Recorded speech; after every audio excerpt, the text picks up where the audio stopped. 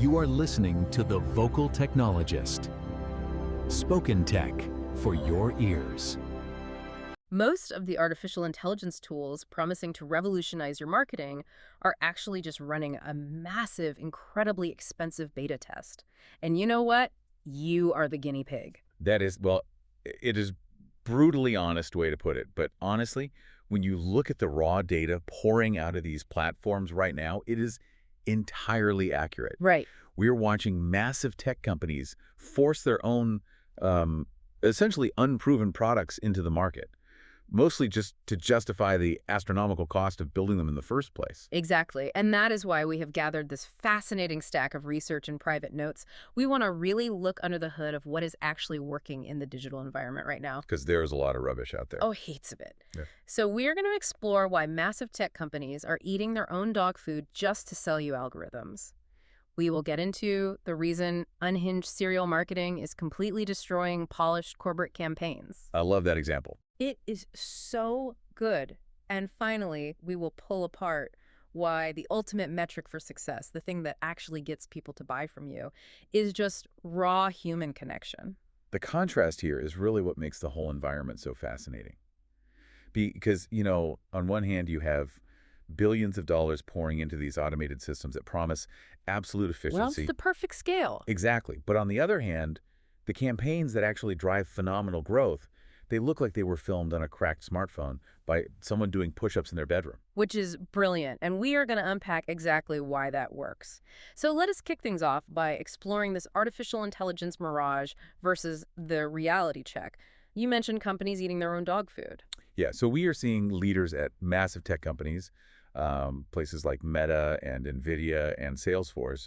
They are essentially forcing their internal teams to use their own artificial intelligence tools. They are mandating it. Spot on. They are mandating this internally just to project a sense of value to the public. Wait, so they are just using it to look good? It is a classic strategy, right? It is designed to signal confidence to the market.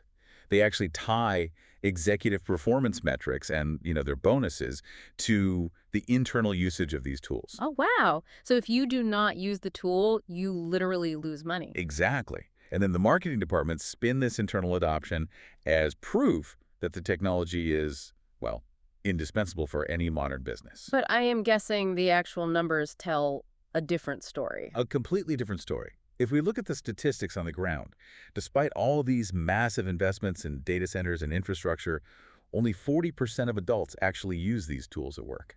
Okay, 40% is not nothing, but it is not a revolution. Right. But the real kicker is they are saving a mere 2% of the total working hours. Wait, 2%? 2%. Let us just do the maths on that for a second. Because for an average 8-hour workday, saving 2% is basically, I mean, it is finding maybe 10 spare minutes to go make a cup of coffee. Yeah, it is not exactly earth-shattering. It is absolutely not the complete automation revolution we have been sold by the vendor pitches.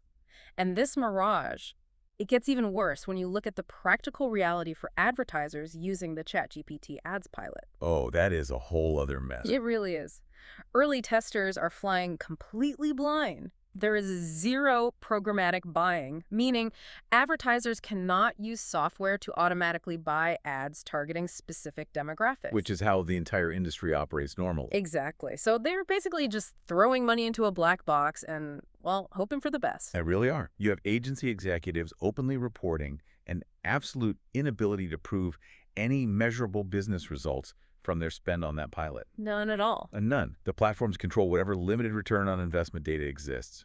And, you know, this massive disconnect between the promise of automation and the reality of results, it extends to organic search visibility as well. Right. Let us talk about the Google search experiment, because this blew my mind. It is a massive 16-month experiment regarding automated content generation. And the strategy was simple on paper, right? Just use automated tools to churn out massive amounts of content and capture search traffic rapidly. And if you just look at the first few weeks of this, it looks like a massive success. The numbers show 71% of those automated pages were indexed by Google in just 36 days. Which is insanely fast. Insanely fast. They spiked to over 500,000 impressions. I mean, if you are a marketing manager looking at that dashboard on day 36, you think you are an absolute genius. There are popping champagne. The short-term gains were undeniable, which is exactly why so many people fell for the tactic. Right. But then it crashes spectacularly. By month 3, only 3% of those pages remain in the top 100 search results. Only 3%? That is a bloodbath. It is. Around 70% of the total traffic they ever received came in those first 2.5 months. And then growth just, well, it hit a concrete wall. Visibility dropped sharply and permanently. But why the sudden crash, though? Like, what actually happened under the hood of the search engine? It all comes down to how search engines measure value.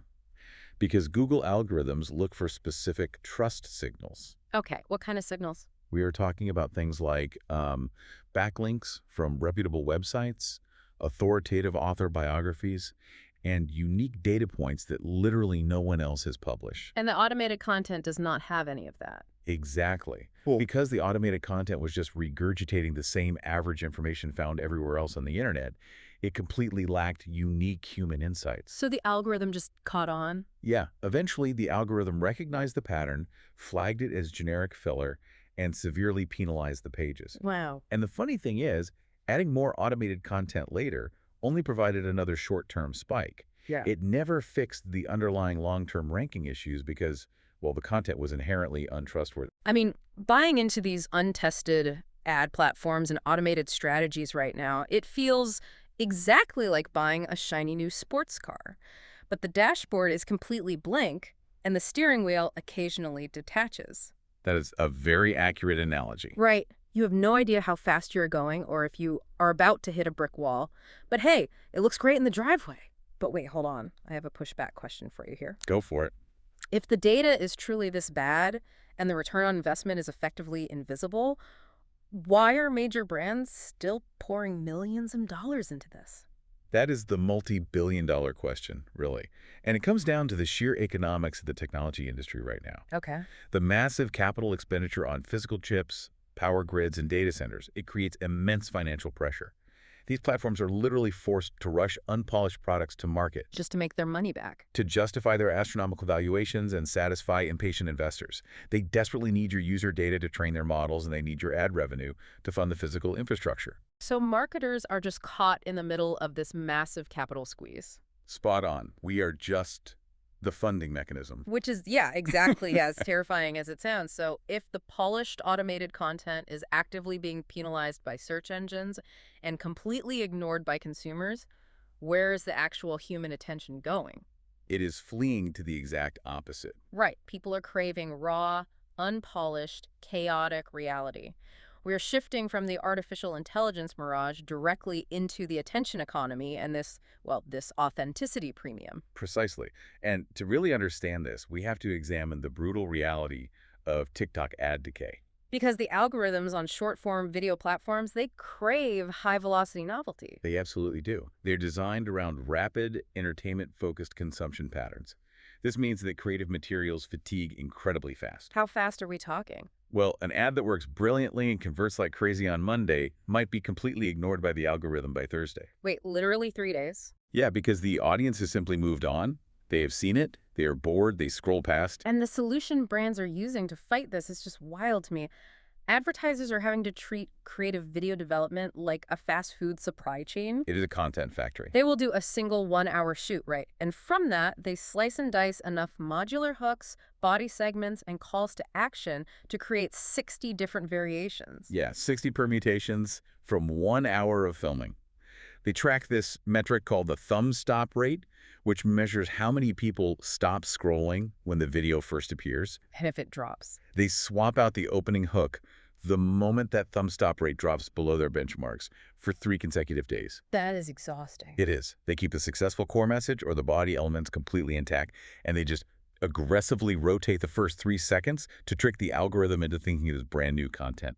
I have to admit, seeing that 60 permutation statistic in the research completely threw me, because apparently that is where we are now. We are treating human creativity like a literal meat grinder just to keep the algorithm fed and happy. It is a very industrial approach to art. It really is. But then you contrast that highly engineered modular approach with the Wake Alarm app case study, which is entirely different. The Wake app is the perfect counterexample. What stands out to you about how they approached their launch? Well, they managed to hit 100,000 downloads and grab a top 15 spot on the App Store in just 30 days. And they did it simply by posting unpolished, raw reactions of people doing push-ups to turn off their alarms. It is so simple. Right. For anyone listening who has not seen it, the app forces you to physically move to turn off the alarm. And the videos are just people half awake, squinting at their phones on the floor, doing messy push-ups with terrible lighting. It looked miserable. Exactly. They did not invent some crazy new marketing format. They just used relatable captions paired with a completely unpolished product experience. It is the exact opposite of the corporate polish we usually see, and people absolutely loved it. And that raw approach is succeeding, specifically because consumers are actively seeking it out. They're exhausted by the slick, modular ads we just talked about. The meat grinder ads? Right. And we see this behavior extending far beyond just app downloads. It is fundamentally changing how people research literally any purchase. Let us look at Reddit, for example. Ah, Reddit, the Wild West. It has basically become the ultimate final check destination for modern buyers. The data shows that Reddit is the top-cited domain on major search platforms at 3.11%. Which completely beats out giant like Wikipedia and YouTube. It does. People append the word Reddit to their searches because they want real opinions from real people. And the communities on Reddit are absolutely ruthless if you try to fake that authenticity. You look at the subreddit/companies that spam, and you see how these communities viciously punish brands that try to use astroturfing. They tear them apart. They really do. Which, for anyone unfamiliar, astroturfing is when a company tries to manufacture a fake grassroots movement. They create fake user accounts to praise their own products. It's so transparent now. Yeah. If an agency tries to manipulate the conversation with fake reviews, the actual users investigate their post history, expose them, and completely ruin the brand reputation. But wait, I have another pushback question for you. Let's hear it. If a massive brand is constantly churning out raw, authentic reaction videos, does that not eventually just feel incredibly manufactured to the average person? Like, how do you scale realness? It is a great question, and it all comes down to peer validation. Consumers are using platforms like Reddit to verify claims specifically because corporate broadcasting has lost all its credibility. So they do not trust the brand, they trust each other. Exactly. Yeah. You cannot fake authenticity at scale. The moment a brand tries to manufacture a grassroots movement using a formula, the community recognizes the pattern and rejects it immediately. Right. Raw reactions, like the people doing push-ups, outperform high production value because they signal vulnerability and truth. The lighting is bad, the hair is messy, the frustration is real. You cannot fake being that tired. You really cannot. Brands that maintain genuine community engagement rather than relying on agency-run manipulation are the only ones that survive that final Reddit check. That makes perfect sense. And it sets up our next major point perfectly.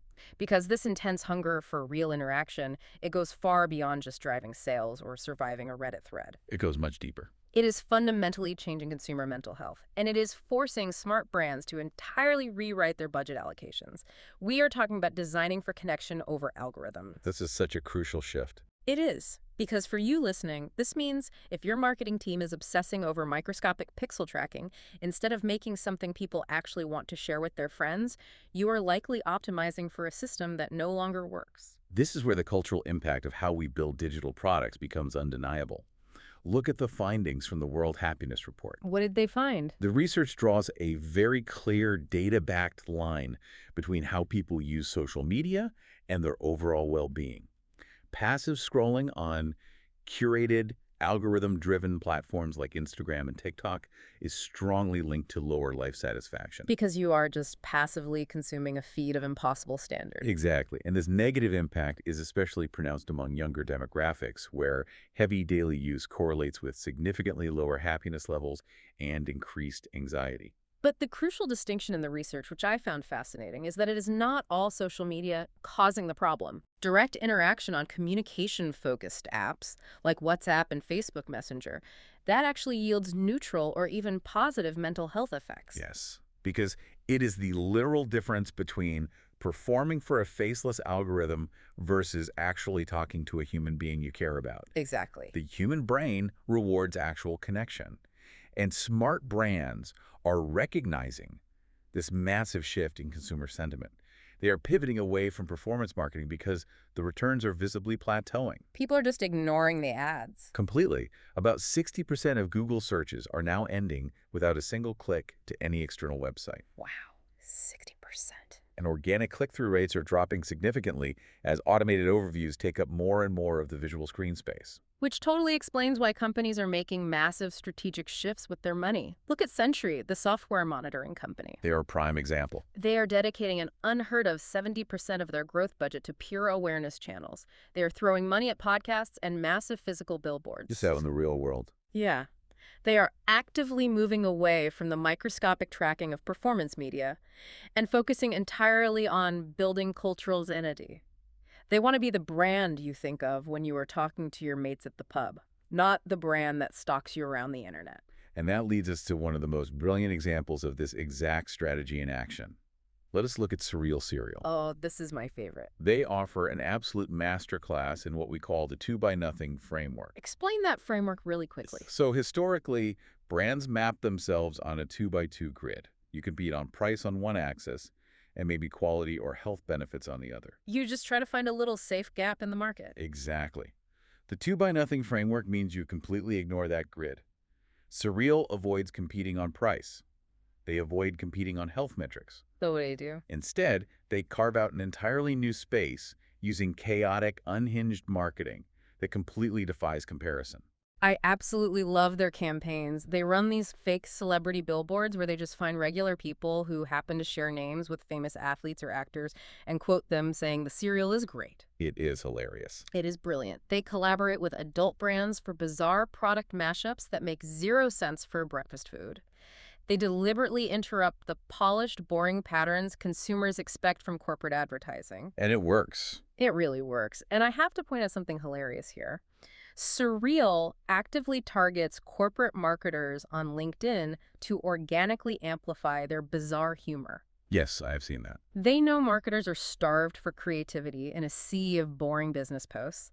It is incredibly annoying, but it is absolute genius because we literally cannot help ourselves. We screenshot it, we share it, we take the bait every single time. Because it is actually entertaining. Right, but let me challenge this entire approach for a second. Go on. Is throwing 70% of your budget at brand awareness and chaotic billboards just a polite way of admitting that our tracking pixels are broken and we have entirely given up on measuring return on investment?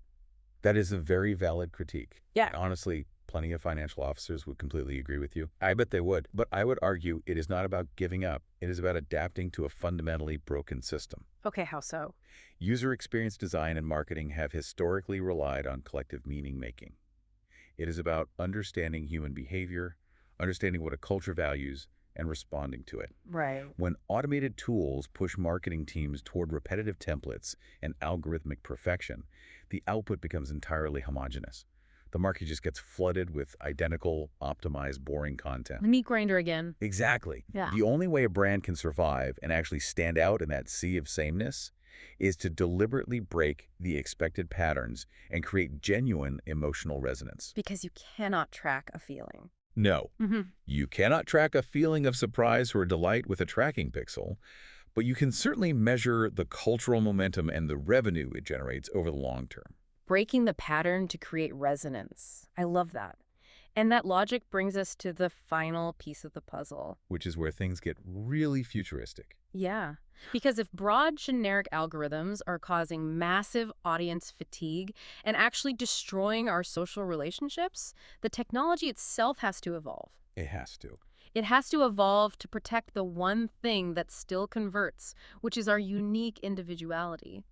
Let us explore the next evolution of personalized intelligence. We really need to unpack the concept of bicycles for the mind here. Right, the old Steve Jobs quote. Yes, Steve Jobs originally used this phrase to describe personal computers. They're supposed to amplify human capability, not replace the human entirely. Which is a massive shift away from the general tools we use today. Exactly. If you look at broad data sets used by massive models like Claude or ChatGPT, they are explicitly designed to produce uniform, safe, averaged outputs. Because they have to appeal to everyone. Right. They are designed to offend no one, which means they inspire absolutely no one. The emerging trend in the tech industry is moving away from that average toward what we call sentience in digital clones. Okay, so instead of a massive brain that knows a little bit about everything but nothing about you, we are talking about a personal memory layer. Fine. These systems act as a secure digital extension of yourself. They train exclusively on your personal emails, your private notes, your text messages. Your entire digital life. Yeah. They are designed to understand your specific context, recall some obscure bit of information you mentioned months ago, and act on your behalf while fiercely preserving your unique tone and taste. And this solves a massive ongoing crisis in user experience design right now. How does it fix UX? Well, because automated systems are currently eroding the social relationships that make design valuable, professionals are getting stuck simply cleaning up outputs generated by stakeholders who do not understand design. Oh, I have seen this. Imagine a manager using a tool to generate a terrible wireframe. The designer has to spend their entire week fixing that algorithmic sludge rather than actually researching complex human problems. It is just busy work. Exactly. A personalized memory layer gives the professional their leverage back. Using standard automated tools right now, it feels exactly like asking a random guy on the street for life advice. That is a brilliant way to look at it. Right. They look at you, they make a quick assumption, and they give you a generic fortune cookie answer because they do not know you at all. They have no context. None. But this new contextual memory layer, that is like asking your best mate. Your best mate knows every stupid mistake you ever made. They know your preferences. They know what you actually mean when you say you were fine. And they tell you the truth. Exactly. They give you the exact advice you need because they have the complete context of your life. That analogy captures the mechanics of it perfectly. Yeah. A general model predicts the next most likely word based on the entire internet. A personal clone predicts what you would specifically do based on your actual history. If we synthesize the big picture here, there is a very practical reality regarding where you store your information. Which brings up huge privacy questions. Oh, massive privacy concerns. Yeah. But this contextual memory is arguably the only technical way to prevent our digital environments from becoming a completely standardized wasteland. So it is a trade-off. Yes. If broad algorithms keep pushing us toward the boring average, our personal taste, backed by our personal data, becomes our only real defense.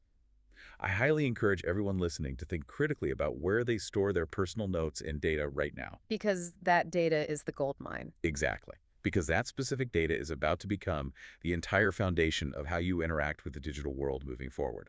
So as you're a resident vocal technologist, I want to leave you with one final question to ponder as you go about your week. It is a big one. It really is. Will building a highly accurate digital clone ultimately make us more free to be human and focus on real connection? Or will it just make us incredibly good at faking authenticity at scale? That is the ultimate question. Because until we answer that, we have to ask ourselves if we are actually driving the shiny new sports car or if we are still just the guinea pig strapped into the passenger seat. Spoken Tech for your ears.